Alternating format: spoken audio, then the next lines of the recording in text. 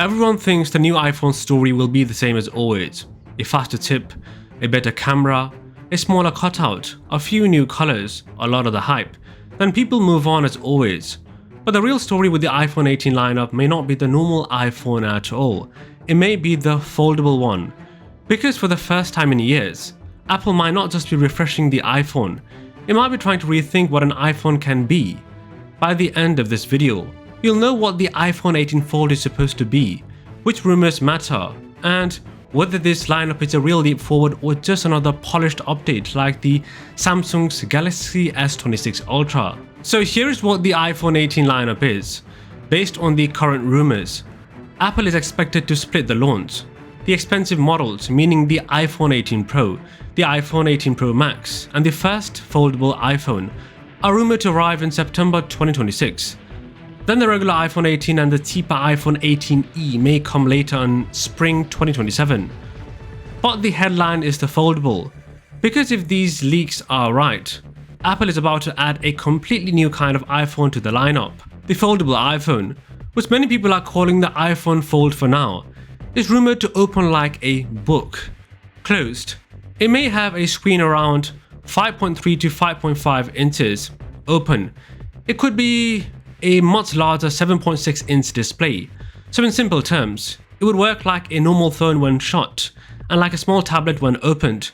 Design leaks point to a very thin body like the iPhone Air, something like 4.5 to 4.8 millimeters when open, with Apple focusing hard on reducing the crease. Now rumors point to titanium, aluminium, ultra-thin glass, and a stronger hinge. On the back, the foldable may use a dual camera setup with a main and ultra-wide lens, but unfortunately no telephoto. On the front, the outer screen could use a punch-hole camera, while the inner screen may use an under-display camera so the main display looks cleaner when opened. And what is missing matters too. The foldable may not have Face ID.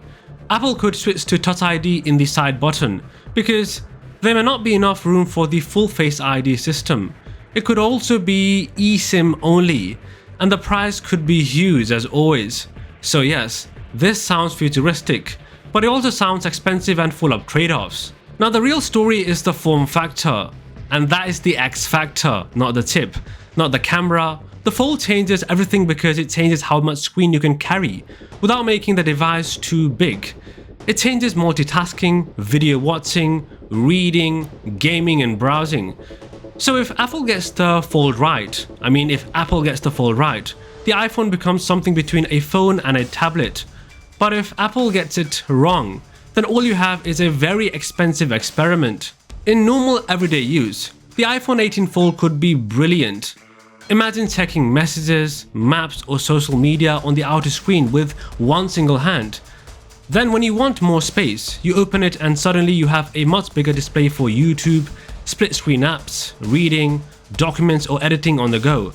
For people who hate carrying both a phone and a tablet, this could be the first iPhone that makes that compromise feel worth it. But, and this is a huge but, heavy use is where the limits show up. If you care a lot about zoom photography, the lack of a telephoto lens could be a problem. If you want the absolute best camera system, the Pro Max may still be the better choice. If you are rough with your devices, a foldable is always a little more worrying. And if you are already asking what happens to be the hint after 2 or 3 years, then this may not be the phone for you. So, who's it for? It's for people who are bored of normal phones. It's for Apple users who want the next big thing, not just the next spec bump. It's for people who love bigger screens, multitasking, media and a premium design. It is not for you if price matters the most, basically if you're broke, if maximum durability matters the most, or if you always choose the safest long-term option. It is also not for you if you hate the first generation products, if you always buy the base iPhone, keep your iPhone for many years, or mainly care about stability over novelty. The foldable is probably the wrong choice. Now, let's talk about why Apple would make this at all. Because the smartphone market is getting absolutely boring. Think about the S26 Galaxy Ultra. Most phones are already fast enough and good enough for normal life. So if Apple wants people to feel that old excitement again, it needs more than another yearly refresh. it needs a new category. The foldable gives Apple that. It gives Apple a new ultra premium tier above the Pro Max. It gives loyal iPhone users something aspirational. This stops Apple from looking passive while Samsung and Google have already spent years in the foldable space. And it changes the conversation. Instead of asking whether the Pro got enough upgrades, people start asking whether the foldable is the future of the iPhone itself. Now the value equation gets really tricky. The good is obvious. Bigger screen in your pocket, premium materials, a possible nearly crease-free design, hopefully, a more futuristic feel, a chance for Apple to make the iPhone exciting again, add in the rumors of the A20 chip, better efficiency, a stronger C2 modem, and maybe better satellite features, and the foldable starts sounding like a real flagship shift. But the compromises are just as real. The price will likely be huge, ginormous. The cameras may be less complete than the Pro Max. Face ID may completely disappear. First generation products always carry risk. And if the transparent iPhone rumors got you excited, slow down. Those leaks sound more like a slightly translucent rear glass area than a truly see-through iPhone. The same goes for the no camera rumors. Right now, the stronger report suggests the iPhone 18 Pro models will still have a dynamic island, just a tiny bit smaller. Now this is where the Samsung comparison matters. A lot of people say, and already feel, that the Galaxy S26 Ultra is powerful, but not truly new.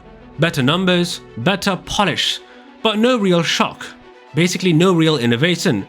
The iPhone 18 Pro and Pro Max may end up in the same category. Current reports suggest they could keep a very similar design, just with upgrades like variable aperture cameras, a smaller dynamic island, a new A20 chip, and a better modem. That is good. But that is not an iPhone X moment. So compared to the Galaxy S26 Ultra, the regular iPhone 18 Pro story looks very familiar. Both seem like mature flagship phones getting smarter without changing the basic formula. But compared to Samsung's foldables, Apple's foldable could matter more. Not because Apple invented the idea, but because Apple is very good at waiting, refining, and then making a category feel mainstream. And that is the key historical point. Apple was not the first with most ideas that later defined its products. What Apple is good at is taking an idea that already exists, basically a copycat, and making it feel finished and simple for a much bigger audience. That is why people still compare major Apple changes to the iPhone X. The iPhone X changed what people thought an iPhone should look like. So the bigger picture is this. The standard iPhone 18 may be fine, the Pro models may be polished, and maybe even underwhelming for people waiting for a new revolution. But the foldable changes the emotional center of the lineup. It gives Apple a new direction. It gives the whole iPhone brand a sense of motion again. My verdict is really simple. If the rumors are true, the iPhone 18 Pro models may be another strong but safe update. Very much in the same spirit as the Samsung's S26 Ultra, which was very disappointing. But the iPhone 18 Fold is different. It is the one device that could make the iPhone feel new again. Not because it will be perfect, but because it feels like Apple is finally trying something bigger than making the same phone slightly better. So, if you want the safest buy, wait for the normal Pro reviews. If you want the real shift in Apple's story, the foldable is the one to watch. And that is the real question. Do you think the iPhone 18 Fold will be Apple's new iPhone X moment? Or will it just be an expensive flex for early adopters? Let me know in the comments.